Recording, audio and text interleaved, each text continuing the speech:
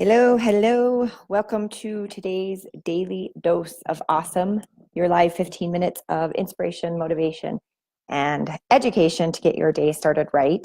And I just want to check to make sure we're actually live. Had a little bit of internet issues today.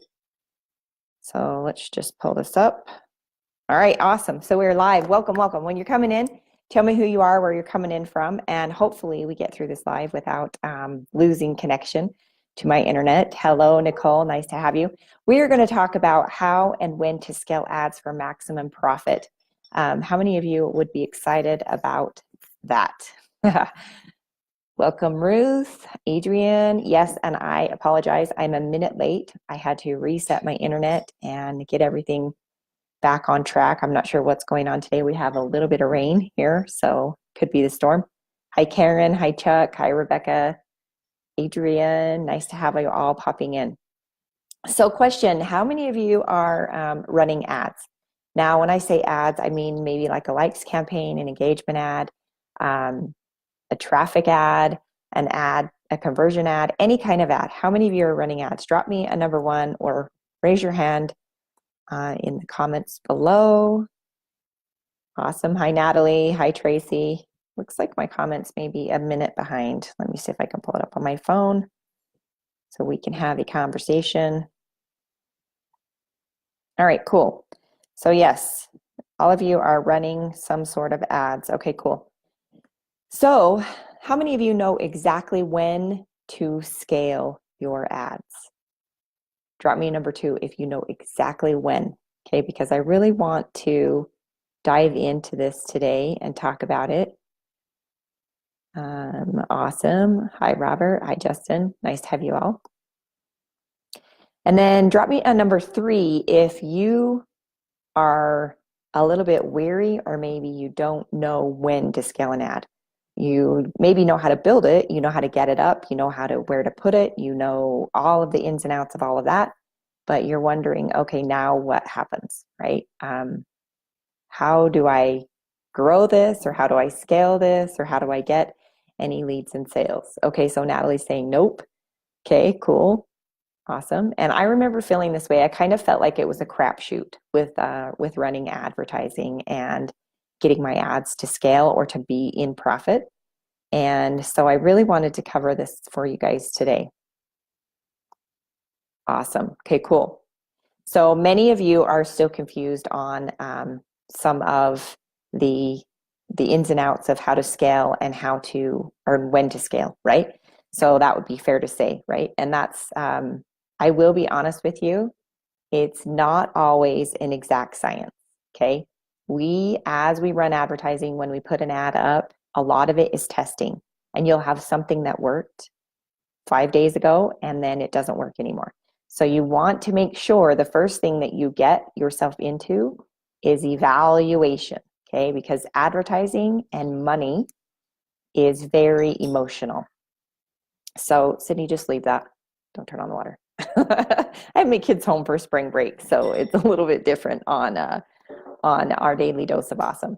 So yeah, so when you go to evaluate an ad, or when you go to scale or add to the budget, it's a little bit of an emotional deal. How many of you, raise your hand if you have ever felt like you go to do it and you kind of get this sick feeling in your stomach? You're like, oh my gosh, this is going to make me puke. Okay, so drop me a number one if that's you. Hi, Rebecca. Nice to have you on. Hi, Colleen, Helen. Great to have you.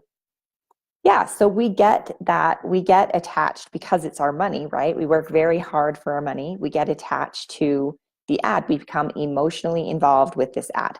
And so here's what we need to do. Here's what we're going to want to do is we're going to want to evaluate versus judging. And it's super hard when you are in the case of your advertising and your money, okay? Now, for an instance, let's say Nicole, I know Nicole really well, so she won't care if I use her as an example. Let's say Nicole is running an ad and it's doing pretty good, right? She's looked at the metrics, and her idea of pretty good is that that's what she comes to the traffic thing with. She's like, oh, it's doing pretty good, okay? She's thinking, okay, well, I'm getting a few leads and I've got a couple sales, But if I hand the ad over to Helen and I say, Helen, can you evaluate this ad? Helen is no longer emotionally involved with the actual ad itself because it's not hers. Okay, so what we need to start doing is evaluating our ads as if they were someone else's. Now, this is way easier said than done, I promise, because I still get emotionally attached to my ads, but you want to make sure you're in that evaluative place when you go to do your ads. Okay, so let's talk about how what numbers we need to look for inside of our ads. Okay, so number one is we want to look at our click-through rate. Okay, so that is going to be inside of your ads manager. Okay, so you're going to go in there and you're going to find some information. Now, if you're a VIP, you actually have access to a training where Fernie breaks it down step by step, and every metric you could possibly ever want to know about your advertising is in that training. So if you haven't got VIP yet, you're going to need to do that to get that exact training, just for you to be able to understand your ads. But your click-through rate needs to be 2% or higher. Okay, so 2% or higher. If it's 2% or higher, you're right on track. Okay, your cost per click needs to be, if you're running a traffic ad, it needs to be under 50 cents, right around 50 cents, 70 cents to 50 cents, somewhere in there. Okay, so you want to make sure that you check your click-through, your cost per click. Okay, now our cost per lead is important. Okay, cost per lead is super important. It is, you want to keep that right under $5. If you can, the lower you can get it, obviously, the more money you can make because you're spending less money. Okay, so you want to get your cost per lead under $5. Now, engagement ads are a little bit different. They're going to be, Facebook actually,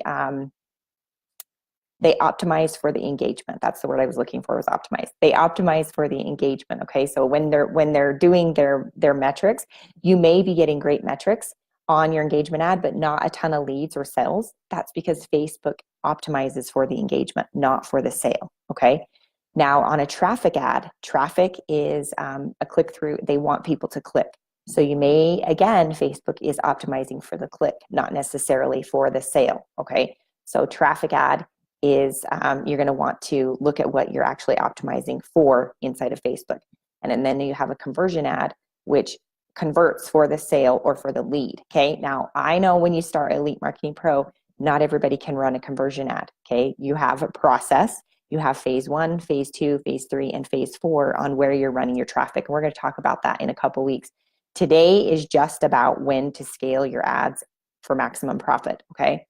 So once you have these metrics, you are going to evaluate them. Okay. And you are going to figure out your cost per acquisition. Now, I'm going to be upfront and honest with you. When you first start running advertising, you're not going to be in profit unless you get lucky. Okay, unless you come with some other experience, unless you already are a great copywriter, unless you've had some sort of experience along the way, some sort of skill, it's going to take some time. All right. Now, I have somebody in my downline that did 22 iterations, so 22 changes to her ad before she actually made any money or it started to do what it was supposed to do. Okay. How many of you would be kind of frustrated after 22 weeks of making changes? Because, you have to make a change and then let it run, get the data, right? Evaluate. Okay. So how many of you would be a little on the emotional side, 22 changes inside of an ad? Drop me a number 2 if that is you. Hi, Danielle. Nice to have you. Hi, Aggie. Nice to have you. Hi, Dee. Sharon. Nice to have all of you. Yep. Okay. So some of you definitely would be emotional over that. I definitely would be too. And I was when I first started. Okay. But if we go back to the metrics and evaluation, click-through rate 2%, cost per click under 50 cents, cost per lead $5 or less. Okay. And your relevancy is in the middle right now of changing. So you're going to notice there's some different changes inside of relevancy. So just stick with keeping high relevancy. Above average is what you're looking for if you have the new metrics. I don't have the new metrics on mine yet. I know some of you do, but they will be rolling that out a little bit at a time. So watch your relevancy score. The best thing you can do is have quality, okay? Quality content that you're putting out there, and a lot more quality than you're looking for quantity wise. Okay, so make sure that whatever you're putting out there, as far as the engagement ads, traffic ads, conversion ads, I don't care what kind of ad you're running, but you want it to be quality for the person reading it. You want to get higher relevancy, above average on your relevancy stuff, okay? So once you have set that in place as far as your click-through rate, your cost per click, your what's the other one? Cost per click, click-through rate, and your relevancy, and your cost per lead, you then want to go to cost per acquisition. Okay, now here's the kicker. With the cost per acquisition, if some of your numbers are off inside of cost per click, your relevancy, maybe inside of your cost per lead, maybe it's a little bit higher, but your cost per acquisition, and your cost per acquisition is actually what it costs you to get the upfront sale, okay? So the upfront sale, and how you find cost per acquisition is what you've spent, ad spend, divided by how many upfront sales that you have, not the amount of sales, okay? So not like $50 worth of sales. It's going to be like 4 AMF sales, and divide your complete budget that you've spent by that 4, okay? So that would give you your cost per acquisition. If some of your numbers are off, but your cost per acquisition is good, stick with your cost per acquisition, okay? Now, I know this is a lot, and your brain is probably like, oh my gosh, like, what did she say? You're probably going to have to go back and watch this a couple times to get out the actual metrics that you're looking for. But again, the metrics training in depth, it's like an hour training, is inside the roadmap, inside VIP. So if you haven't gone VIP, just that one training alone is totally worth it, because if you know your metrics and you can evaluate where you're at, you can evaluate your ads, then you know when to scale for maximum profit. Because if you're not hitting those metrics and your cost per acquisition is off, you don't want to scale, because it will just cost you more money, okay? So let's see if you guys have any questions. Do you have any questions about scaling and when to scale your ads, okay? It's pretty straightforward. I'm just going to check my comments here. Hi, Julie. Nice to have you. Hi, Dawn. Hi, Shayla. Talk to you in a bit. Let's see, who else did I miss? Mark. Hi, Mia. Hi, Isabel. I got Beck. Let's see, who else have we got on here? Adrian, Nicole, Karen, Mel, Robert. Great, guys. Do you have any questions about when and how to scale for maximum profit? Let's see. D, yeah, so you have questions about MLM getting blocked for any approval. Any suggestions? Yes, I do have suggestions. Read the Facebook, go through their training on what to say and what not to say. And then with MLM, you're going to want to use words like downline, prospects, team building, other words besides, don't say home business, okay? Facebook hates home business. Don't say MLM, okay? Some of you can get away with network marketing. It's just going to depend. And a lot of this is testing. One thing that I do want to mention to you guys, if you get an ad disapproved, really take the time to have it reviewed and ask some questions inside of Facebook. They're really good to work with you if you if you take the time to educate yourself, right? And go through the Facebook policies. It is not Elite Marketing Pro's responsibility to teach you all Facebook policies, because any social media platform for that matter, because they all change, and we have to read the business side of Facebook as well. We have to stay up on those things. And so that's how everyone interprets it, is how you go in and interpret it, right? So go through the Facebook training, ask questions inside of when you get an ad disapproved or whatever, ask questions.